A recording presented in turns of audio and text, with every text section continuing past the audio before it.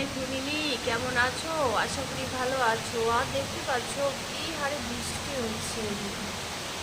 দেখো, তোমাদের ওখানে কি বৃষ্টি বৃষ্টি হচ্ছে? সেই বৃষ্টি হচ্ছে। তো আমি সকালবেলায় চা বসিয়ে দিয়েছি। এ হচ্ছে আমার চিনি চা পাতা, এখানটায় নিয়ে নিয়েছি, মুড়ি মাখবো। আর এই যে চা হচ্ছে, এই দেখো চা হচ্ছে। চায়ের কালারটা দেখো কি সুন্দর হয়েছে, তার সঙ্গে বৃষ্টি হচ্ছে। কি মজা! চা খাবো আর বৃষ্টি দেখবো। আর বাইকটাও চলো দেখিয়ে নিয়ে আসি তোমাদেরকে। আমাদের বাইকটা বারান্দায় বেলকনিতে। যা গরম, বৃষ্টিটা হলে কিছুটা ভালোই লাগে। এই দেখো,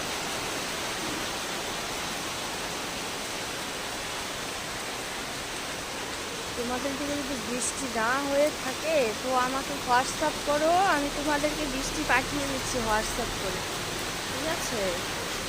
এই দেখো, এই রাম চাদর পরে আছে, বৃষ্টি ভিজে উঠে যাচ্ছিল। বাস পর পর আমার মাথায় পর, আমার মাথায় পর, বাস আমার মাথাটায় পর, আমি একদম শেষ হয়ে যাই। এই অন্ধকার, কারেন্টও চলে গেছে।